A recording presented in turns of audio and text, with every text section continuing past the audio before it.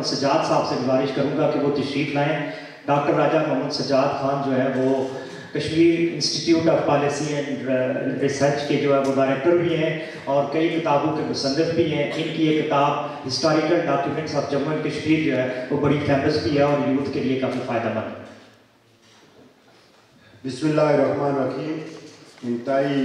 قابل احترام وزیر اعظم آزاد حکومت ریاست جموں و کشمیر جناب چودھری انوار الحق، وزیر خزانہ آزاد حکومت ریاست جموں و کشمیر جناب عبد الماجد خان، ایمبیسڈر محترمہ نائلہ چوہان صاحبہ، انٹرنیشنل اسلامک یونیورسٹی کی سابق dean social sciences professor doctor Amna Mahmood صاحبہ، Kashmir institute of international relations کے ڈائریکٹر جناب الطاف حسین وانی صاحب، secretary Jammu Kashmir liberation cell, director Kashmir ministry of foreign affairs اور معزز خواتین و حضرات، آج کے اس سیمینار کے حوالے سے تفصیلی موضوع پر گفتگو ڈاکٹر آمنہ محمود صاحبہ، ایمبیسڈر نائلہ صاحبہ اور الطاف وانی صاحب کریں گے۔ اور الطاف وانی صاحب جو انٹرنیشنل ہیومن رائٹس لا کی وائلیشن ہے اور اس میں جو ہمیں اویلیبل ایونیوز ہیں، جو پروسیجر ہیں، اس پہ بھی گفتگو کریں گے جو ہماری رہنمائی کے لیے ہوگی۔ آج جب ہم انسانی حقوق کا عالمی دن دنیا بھر میں منایا جا رہا ہے اور جو کشمیری چاہے وہ سیز فائر لائن کی اس طرف ہیں یا سیز فائر لائن کے دوسری جانب ہیں یا دنیا بھر میں مقیم ہیں، وہ بنیادی جو حق خود ارادیت جس کی جدوجہد کر رہے ہیں، وہ دنیا کو اس لیے بھی یاد دلانا چاہتے ہیں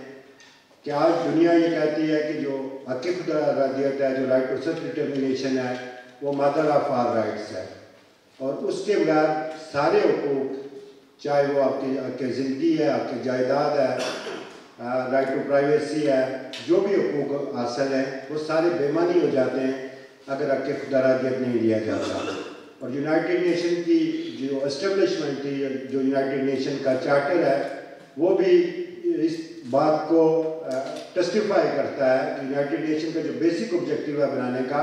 وہ یہی ہے کہ قوموں کے حق خود ارادیت کا تحفظ کرنا۔ پھر UDHR کے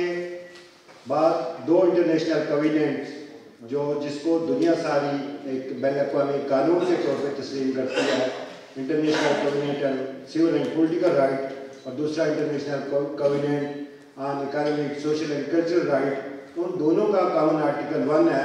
جو رائٹ ٹو سیلف ڈٹرمنیشن کو گارنٹی کرتا ہے۔ اور رائٹ ٹو سیلف ڈٹرمنیشن جو ہے وہ کشمیریوں کا اس لحاظ سے بھی زیادہ اہمیت کا حامل ہے کہ اس حق کو نہ صرف اقوام متحدہ کی قراردادوں میں تسلیم کیا گیا، بلکہ اگر 13 اگست 1948 کی اور 5 جنوری 1949 کی جو UNCIP کی ریزولیشنز ہیں ان کی ٹیکسٹ کو پڑھا جائے تو اس میں لکھا ہوا ہے کہ دونوں ملک پاکستان اور ہندوستان راضی ہیں کہ کشمیریوں کے مستقبل کا فیصلہ حق خود ارادیت کے لیے کیا جائے گا۔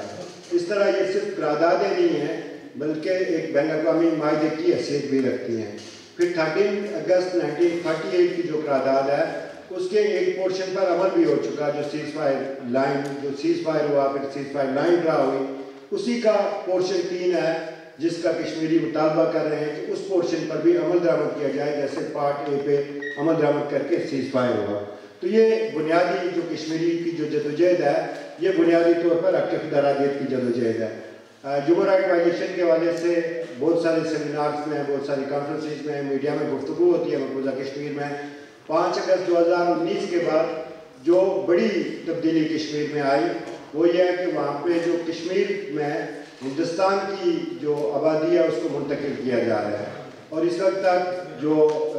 کشمیر کی گورنمنٹ، آکوپائڈ کشمیر کی گورنمنٹ، اس کے اعداد و شمار کے مطابق 6.5 ملین، آلموسٹ 6.5 ملین لوگوں کو ڈومیسائل جاری کر دیے گئے ہیں۔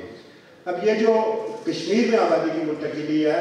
یہ انٹرنیشنل ہیومنٹیرین لا کی اور جو آرٹیکل 49 ہے 4th جنیوا کنونشن، اس کی وائلیشن ہے۔ ہمارے لیے ہم چکے 70 ایئر سے، جیسے اگر آپ دیکھتے ہیں فلسطین کا، تو فلسطین کے ساتھ آکوپائڈ فلسطین کا انٹرنیشنلی ورڈ استعمال کیا جاتا ہے، ہم کشمیر کے کیس میں اس طرح شاید مینٹین نہیں کر پائے کہ ہم لا جو انٹرنیشنل ہیومینٹیرین لا ہے اس کو ہم انوو کر سکیں، جبکہ انٹرنیشنل ہیومینٹیرین لا کے جو جنیوا کنونشن کا جو کامن آرٹیکل 2 ہے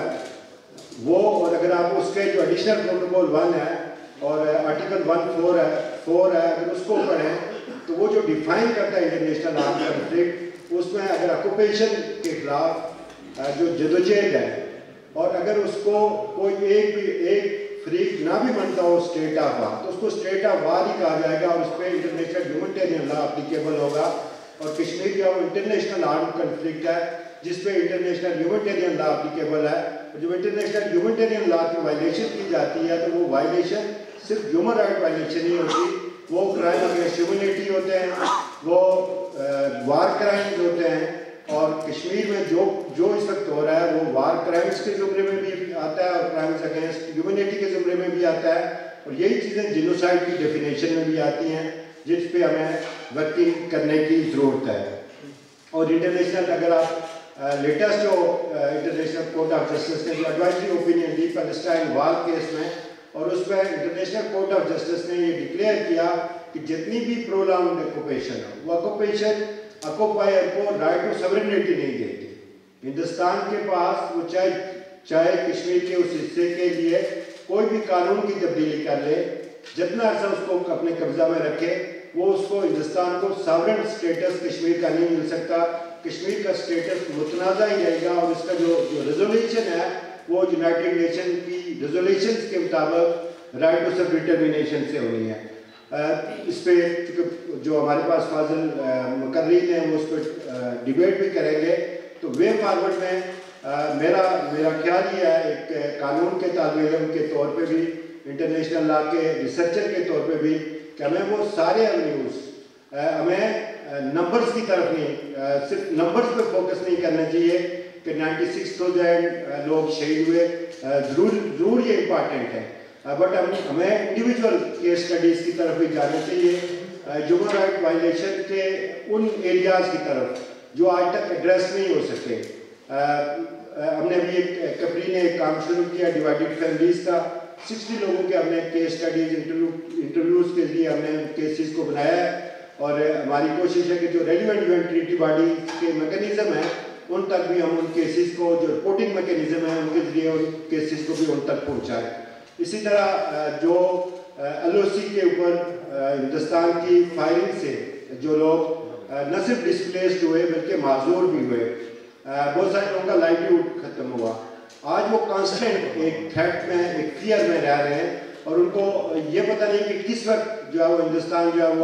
وہ فائرنگ کر دے گا اور ان کی جو لائیولیہوڈ ہے وہ بھی ختم ہو جائے گا، ان کی لائفز بھی ختم ہو جائیں گی. ان پہ بھی ہم جو ایک ہم نے اسٹڈی بھی کروائی ہے، اور ایک اس کے لیے بھی ہم انفرادی انڈیویجول کیسز جو ہے وہ بھی ریلیونٹ جو میکینزم ہے ان تک پہنچانے کی کوشش کر رہے ہیں. تو میں اسی کے ساتھ ایک بار پھر آپ سب کا، جو لوگ یہاں پہ تشریف لائے، جناب وزیر اعظم نے اس امپارٹنٹ ڈے کے حوالے سے وقت دیا، آپ سب کا، مالک خان صاحب آپ کا شکریہ ادا کرتے ہوئے اجازت چاہوں گا. ہمارے